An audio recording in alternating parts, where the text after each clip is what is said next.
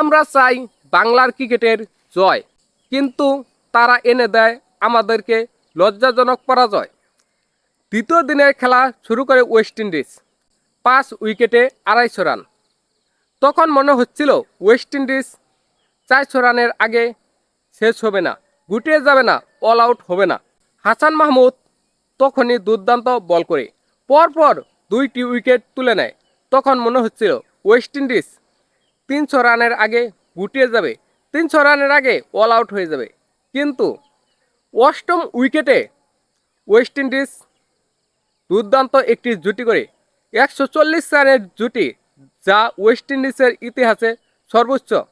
Justin Grevy's ও কামার রুস এই দুইজন দুর্দান্ত খেলে জাস্টিন গ্রেভিস 115 রান করে নট আউট এবং কামার রুস 47 রান করে।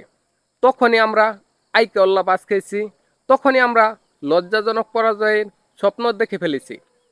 ওয়েস্ট ইন্ডিজ 450 রান করে 9 উইকেটে আমাদেরকে ডিক্লেয়ার করে দেয়। আমরা ব্যাটিং করতে নেমে ভালো কিছু তো করবো দুরস্থান, আমরা দেখিয়ে দিয়েছি আমরা কেমন ব্যাটিং কেমন পারি। কারণ 40 রানে আমাদের 2 উইকেট নেই 2 উইকেট, 2 জন ওপেনার, ডাইরেক্ট প্যাকেট। এখন আমরা কি করব?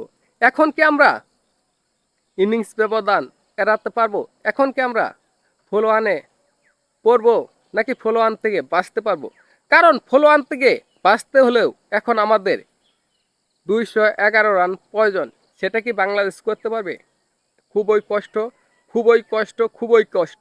আমরা এই ম্যাচ একটু ভালো করতে পারলে, 300+ রান করতে পারলেই আমরা এই ম্যাচ ড্র কিন্তু করতে পারি। কিন্তু বাংলাদেশের ক্রিকেট আমরা আশা করলেও তারা খেলতে পারে না, আমরা জয়ের কথা চিন্তা করলেও তারা তেমন কোনো ক্রিকেট খেলতে পারে না, যেটা দেখে আমরা জয়ের স্বপ্ন দেখব। দেখা যাক বাংলাদেশ কেমন খেলে, বাংলাদেশ কি এই লজ্জাজনক পরাজয় এড়াতে পারে কিনা, সেটাই দেখার বিষয়।